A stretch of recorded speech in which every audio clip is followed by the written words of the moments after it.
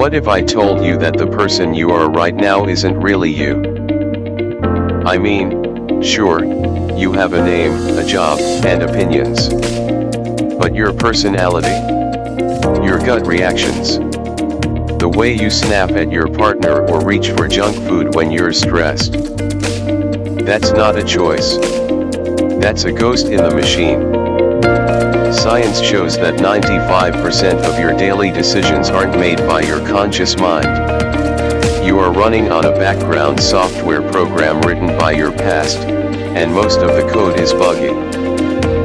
But here's the kicker, you have the admin password. Today, we are opening the hood of your brain. We are going to look at the subconscious machine, map out the bad wiring, and I'm going to give you a 7-minute ritual to reboot your reality. Let's go. Welcome back. Look, we've all been there. You set a goal on Monday, you're going to eat healthy, you're going to start that business, you're going to be patient. But by Wednesday, you're eating a burger in your car, yelling at a red light. Why? Because you were fighting with your conscious willpower against a subconscious bulldozer. Think of your conscious mind as a tiny flashlight in a dark warehouse. It illuminates about 40 bits of information per second. That's where your thinking happens. But the subconscious? That's the warehouse itself. It processes 11 million bits per second. It handles your breathing, your balance, your deep-seated belief that I am not good enough. You cannot beat 11 million bits per second with positive thinking alone. You have to re-engineer the hardware. Today, we are treating your brain like a computer. We are going to delete the malware, those limiting beliefs, and install a new operating system. No fluff. Just neuroscience and practical drills. Before we fix the code, we have to understand why the code is so stubborn. This is neuroplasticity 101, but I'm going to give it to you straight. There are 3 phases to changing any behavior. Phase 1, firing and wiring. You've heard the phrase, nerve cells that fire together, wire together. Every time you think a thought, your brain builds a physical bridge between neurons. Think negative thoughts all day. You are literally building a superhighway for depression. Think confident thoughts? You're paving a road to success. It's physical. Phase 2, limbic friction. And this is where 99% of people quit. When you try to override a subconscious program like waking up early instead of hitting snooze, your brain experiences limbic friction. It feels like wading through molasses. Your body is chemically addicted to the old way. If you're used to stress, your body craves cortisol. If you try to be calm, your body screams, danger. This is unfamiliar. Most people see this friction as a stop sign. They think, see, I'm not meant to change. But here is the secret. The friction is the change. If it doesn't hurt, you aren't growing. Phase 3, the redundant system. This is the finish line. After enough repetition, the hardware becomes software. You don't think about brushing your teeth. You just do it. The goal is to make your new confidence, your new discipline, that boring. When your body knows how to be calm better than your mind knows how to panic, you've won. But how do we actually do this? You can't just think your way out. You have to speak the language of the subconscious. And the subconscious speaks 3 languages.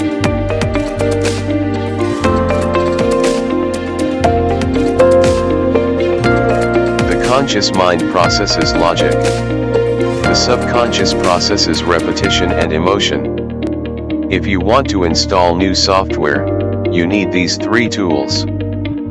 Tool number 1, Mental rehearsal. Most people think visualization is woo-woo. It's not. It's engineering. When you close your eyes and vividly imagine performing an action, giving a speech, asking for a raise, staying calm in traffic, your brain releases the same neurotransmitters as if you actually did it. You are installing the neurological hardware for free. If you can't do the thing in real life yet, do it in the theater of your mind. The brain doesn't know the difference. Tool number 2, mirror work. I know. It feels ridiculous. But listen to me. Standing in front of a mirror, looking yourself in the eye, and saying, I am confident. I am wealthy. I am disciplined, forces extreme self-awareness. You cannot lie to the mirror. If you say I am wealthy but you look broke and scared, your brain catches the lie. Mirror work forces you to confront the resistance, stare at it, and speak through it. It anchors the neural pattern 10 times deeper than just thinking it. Tool number 3, repetition. The subconscious mind has no capacity to reject information. It doesn't have a no button. It only has a frequency button. If you tell yourself I am stupid 10,000 times, it believes it. If you tell yourself I am a genius 10,000 times, it has to believe that too. The analytical mind quits after 3 days. The subconscious mind quits after 3 months. You have to outlast the algorithm in your own skull. So to recap the tools, rehearse it visually.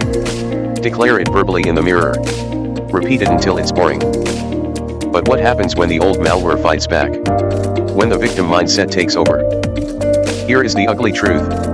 When you start to change, your body craves the familiar chemical state of stress. It's like a drug addiction. You have limiting beliefs, what this guide calls malware. Phrases like, money is hard to earn, or I'm just not lucky. You have to become a gardener.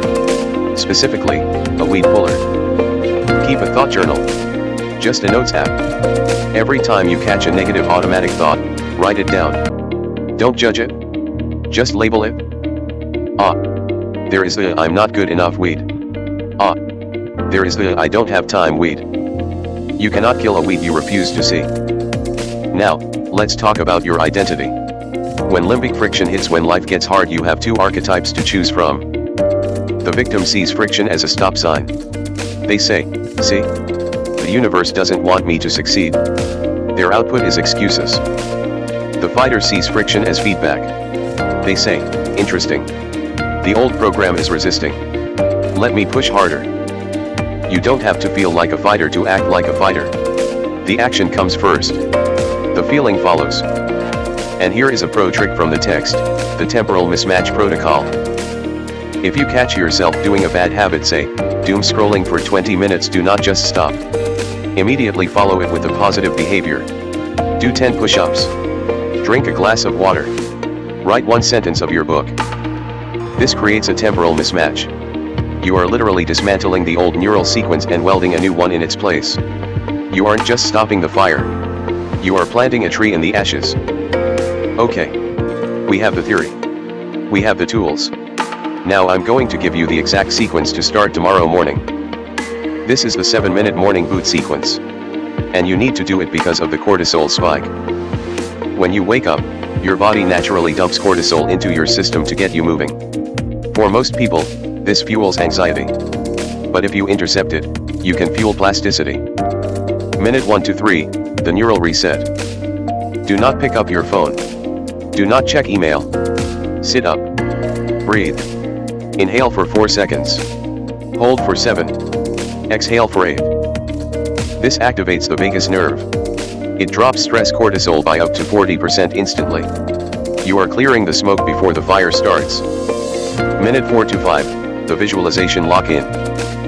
By now, your brain is shifting into theta waves, that highly suggestible state right between sleep and wakefulness.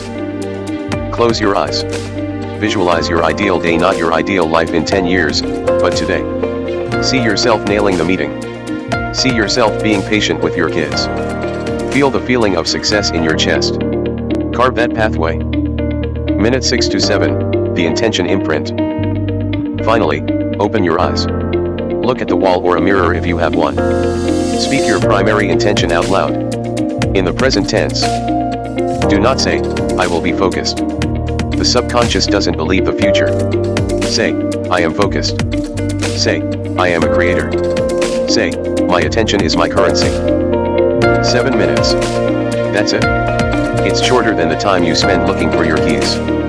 But if you do this every day, you are hacking the boot sequence of your own mind. Now, you might be thinking, this sounds great, but how do I know if it's working? Do I need to feel happy 24/7? No.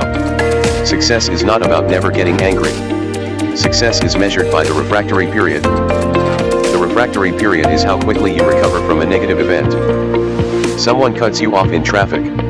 If you are angry for hours, that is a mood. If you are angry for weeks, that is a temperament. If you are angry for years, that is a personality trait. Your goal is to shrink the refractory period from hours down to minutes. When you can feel the anger rise, observe it, and let it go in 90 seconds. That is not suppression. That is engineering. That is proof that your subconscious is no longer running the show. You are. If you can shorten your suffering, you have lengthened your life. Look, the universe doesn't respond to your wishes. It responds to your frequency. And your frequency is determined by your subconscious software. You can either be the programmer, or you can be the robot. Start tomorrow. Do the 7-minute ritual. Pull the weeds. And watch how fast your reality shifts when you stop fighting your brain and start engineering it. If you want a downloadable PDF of the morning boot sequence checklist so you can stick it on your bathroom mirror, check the link in the description. If you found this valuable, hit subscribe. We are building a new operating system for the mind here, and I don't want you running an old version. Comment below, what is the one weed belief you are going to pull this week? Is it I'm too old? I'm too busy? Let me know. I read them. Thanks for watching. Stay conscious. I'll see you in the next one.